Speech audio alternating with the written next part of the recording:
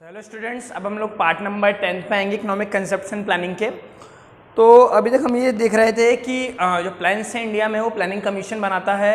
उसने आइडिया कहाँ से लिया? सोवियत यूनियन से लिया 1928 में, जिसने स्टार्ट किया था प्लान्स बनाना।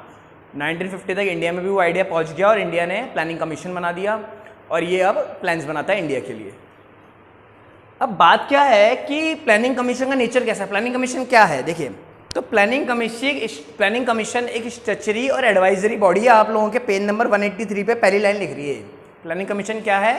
एक स्ट्रक्चरी एंड एडवाइजरी बॉडी। दोनों वर्ड्स का मतलब समझिएगा। स्ट्रक्चरी का मतलब ये होता है संविधानिक। क्या होता है?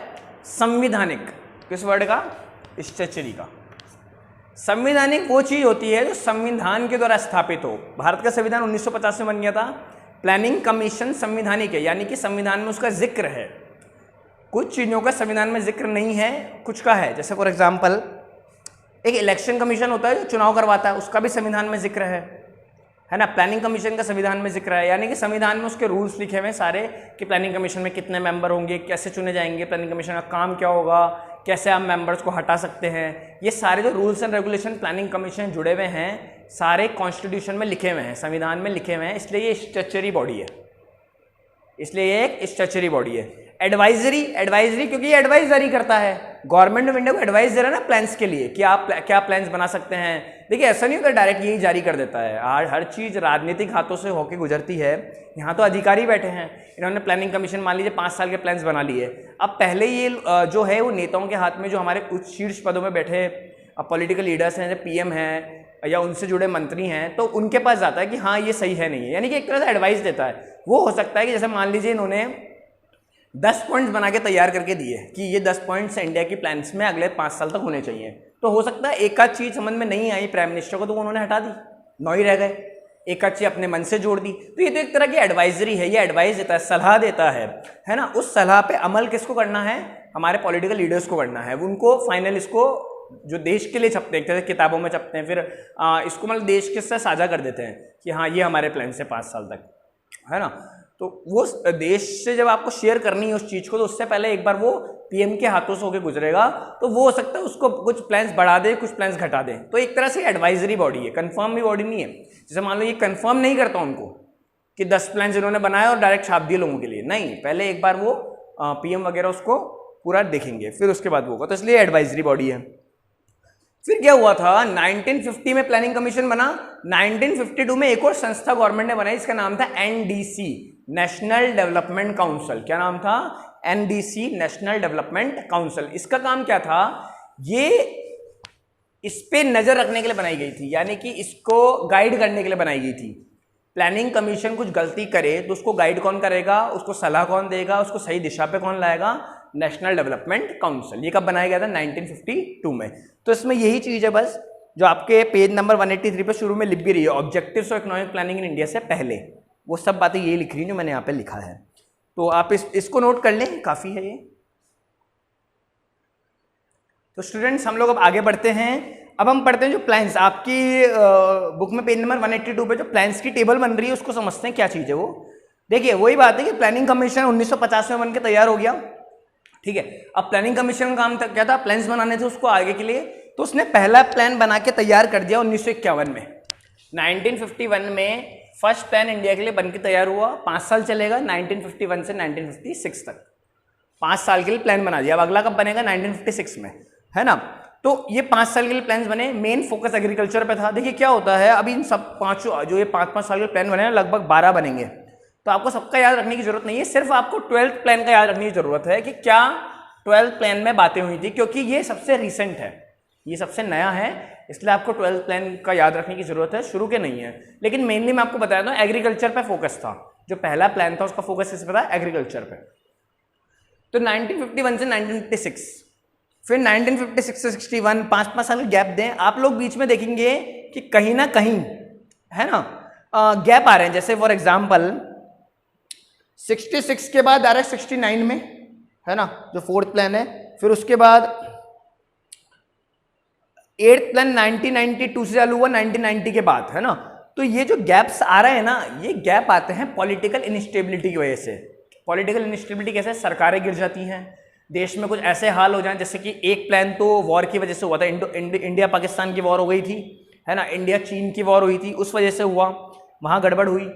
ये 1990 इससे चालू के 1992 में हुआ। इसका कारण है बाबरी मस्जिद विध्वंस, है ना, जो दंगे हो गए थे पूरे देश में, यूपी में खासकर, क्योंकि दो गुटों के बीच में बहुत कहते हैं अनफॉर्चुनेट, जो भारत के लिए सबसे बुरा काल रहा वो, कि हिंदू मुस्लिम गुट के बीच में थोड़े वो हो गए थे, टेंशन्स क्रिएट हो गए थे, क्योंकि जो यूपी में मस्जिद थी उसको विध्वंस हो गया था, बाबरी मस्जिद का, अयोध्या में। तो उस वजह से जो पॉलिटिकल इंस्टेबिलिटी बन गई पूरे भारत में, गिरफ्तारियां हुई, मतलब एक तरह से दंगे से थोड़े भड़के, लोगों का खून बहा, उस वजह से ये प्लान में गैप आया था।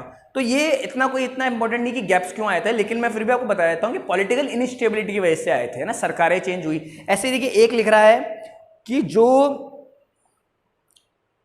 6th प्लान था ना, है ना, जनता गवर्नमेंट आई तो उन्होंने देखिए क्या होता, गवर्नमेंट चेंज होगी ना, तो गवर्नमेंट ने पिछले वाले प्लान्स को हटा दिया कि हम इस गवर्नमेंट के प्लान्स नहीं मानेंगे, नए प्लान बनाएंगे। तो इस वजह से ये सब पॉलिटिकल इनस्टेबिलिटी की वजह से हुआ, सरकारें गिरी, देश में के हाल ऐसे हुए कि लॉ एंड ऑर्डर सारा बिगड़ा। तो उस वजह से कौन प्लान्स का ध्यान रखेगा ऐसे समय पे, है ना, तो वो चीज़ उस जगह पे रही। तो आप लोग ये ध्यान रखेंगे, फर्स्ट प्लान 1951 से 1956 और 12th प्लान कब खत्म हो गया, 2012 से 2017 में। अब आप लोगों का एक बहुत अच्छा क्वेश्चन बन सकता है, 2017 तो निकल चुका है, तो 2017 से 22 के लिए प्लान क्यों नहीं बना? 2017 तो खत्म हो गया ना, 3 साल हो गए लगभग आज, तो 2017 से 2022 के बीच में प्लान क्यों नहीं बना? उसका कारण अब आगे आपको पता लगेगा कि सरकार ने प्लानिंग कमीशन को बंद कर दिया है, खत्म कर दिया है संस्था को 2015 में, जब मोदी गवर्नमेंट आई 2014 में प्रचंड बहुमत के साथ, क्योंकि उनके पास सारे राइट्स थे, बहुत बड़ी मेजोरिटी थी, तो उन्होंने प्लानिंग कमीशन को हटाया। इसकी जगह वो लोग नीति आयोग लाए। क्या लाए? नीति आयोग। अब नीति आयोग ये 5 ईयर प्लान्स पे विश्वास नहीं रखता, वो प्लान्स को टुकड़ों में बनाता है, 1 साल के भी बनाता है, 3 साल के भी बनाता है और 15 साल के भी बनाता है। 3 तरह के प्लान्स कर दिए, शॉर्ट टर्म, मीडियम और लॉन्ग टर्म, नीति आयोग ने। नीति आयोग की सोच थोड़ी उठ के आई, मैं ये बताऊंगा नीति आयोग क्या था, कब बना, फुल फॉर्म क्या है, काम क्या है। लेकिन आप ये चीज़ ध्यान रखें कि ये जो डाउट आप लोगों के मन में आ रहा होगा 17 के बाद प्लान्स क्यों नहीं बने, उसका कारण ये है कि प्लानिंग कमीशन सरकार ने बंद कर दिया 2015 में। 15 में करा तो ये तो चला आ रहा था, तो इसको तो पूरा करना ही था ना 12 से 17 वाले को, तो इसलिए 17 तक आया है। ठीक है, तो आपको ये 2 डेट्स याद रखनी है। जो बीच में गैप्स आ रहे हैं उसका कारण ये है कि पॉलिटिकल इनस्टेबिलिटी रही, लॉ एंड ऑर्डर बिगड़ा, तो इस वजह से प्लान्स नहीं बन पाए ढंग से, वो गैप्स आ गए। ठीक है, और मैं एक और चीज़ दिखाना चाहूँगा आपको कि 12th प्लान का एम क्या था, आपको याद रखना पड़ेगा। नया जो लेटेस्ट प्लान था उसका काम क्या था, तो आप लोग लिखेंगे the aim of 12th 5-year plan, the aim of 12th 5-year plan has been fast, sustainable and inclusive growth। Fast growth होनी चाहिए, सस्टेनेबल और इंक्लूसिव। मतलब कि सस्टेनेबल का मतलब क्या है कि जो हमने पढ़ा था कि फ्यूचर की नीड्स को कॉम्प्रोमाइज किए बिना नेचुरल रिसोर्सेज को बचाते हुए हमें ग्रोथ करनी पड़ेगी। इंक्लूसिव, ये सब टर्म हमने पढ़े में। इंक्लूसिव ग्रोथ कि जो ग्रोथ का फायदा हर एक तबके तक पहुंचेगा, सरकार के हर एक सेक्शन तक पहुंचेगा, अमीर हो, गरीब हो, किसी भी धर्म का हो, किसी भी कास्ट का हो, सब तक जो ग्रोथ है वो पहुंचेगी। तो the aim of 12th 5-year plan क्या था? Has been fast, sustainable and inclusive growth होगी। फुल स्टॉप के बाद आपको लिखना है the amended growth rate target for plan has been capped at 8%। The amended AMENDED growth rate target for plan has been 8%। 8% रखा गया कि भारत की जीडीपी किससे ग्रोथ होगी? 8% के रेट से। देखिए ये बहुत ज़्यादा था। देखिए प्लान्स में तो होता ही है कि हम टारगेट ज़्यादा रखते हैं। भारत की जीडीपी आज पता कहाँ है, हम सोच भी नहीं सकते, मात्र 4% की रेट पर है। इसके कारण बहुत रहे कि अभी कोरोना सबसे बड़े कारण, तो उल्टा विश्व की जीडीपी तो 0% पे आ गई थी, ग्रोथ बिल्कुल रुक गई, है ना। फिर इसको हम जोड़ ही नहीं सकते इन प्लान से, क्योंकि कारण क्या है कि हमें पता नहीं था ऐसी महामारी आएगी जो पूरे विश्व को रोक देगी। तो 4%, 3% जो इंडिया की ग्रोथ चल रही है वो भी बहुत अच्छी है ना। हमने, लेकिन हम ये था कि एक टाइम पे 10% पे भी पहुंच गए थे। फिर वो जीएसटी जो आया, नोटबंदी आई, उससे कम हुई, नोटबंदी से काफ़ी इफेक्ट पड़ा। उसके बाद फिर एक कोरोना, है ना। तो इस वजह से आज जीडीपी ग्रोथ रेट 2-3%, 3-4% के आसपास है। विश्व की ग्रोथ रेट एक टाइम ये था अप्रैल के जब पूरे विश्व में लॉकडाउन था, 0% पे आ गई थी, कुछ भी ग्रोथ नहीं थी, मतलब कुछ आप नया बना ही नहीं पा रहे, ग्रोथ थी नहीं। और इस पे टारगेट क्या रखा था? 8% का, है ना। अब 12th ईयर प्लान में it also plans for the removal of poverty, इसमें आप आगे लिखेंगे it also plans for the removal of poverty, comma, reduction in unemployment reduction in unemployment and expansion of education and health services. Poverty POVERTY, reduction REDUCTION, unemployment UNEMPLOYMENT, health services HEALTH services. देखिए क्या काम था 12th year plan का, वापस repeat कर देता हूँ। Fast sustainable inclusive growth हो, ग्रोथ कैसी हो, जल्दी हो, सस्टेनेबल यानी कि नेचुरल रिसोर्सेज को बचाते हो, और इंक्लूसिव यानी कि ग्रोथ का फायदा सब तक पहुंचे। ठीक है, ग्रोथ रेट कितना प्लान किया गया? 8%। 8% की रफ्तार से भारत बढ़े। पॉवर्टी कम हो, पॉवर्टी क्या होता है? गरीबी। देखिए आप लोग, मैंने पहले बताया था, इनकी हिंदी वर्ड्स लिख लीजिए, कोई उसमें प्रॉब्लम नहीं है रफ कॉपी में। पॉवर्टी का मतलब होता है गरीबी, POVERTY।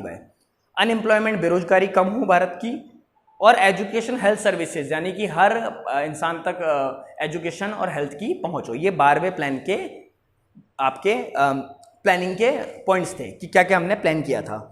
इसके बाद हम पढ़ेंगे कि इकोनॉमिक प्लानिंग के ऑब्जेक्टिव्स क्या होते हैं, जो ऊपर है ना, उसको पढ़ना है, और नीति आयोग क्या है वो पढ़ना है। तो होपफुली आप लोगों ने ये नोट किया होगा।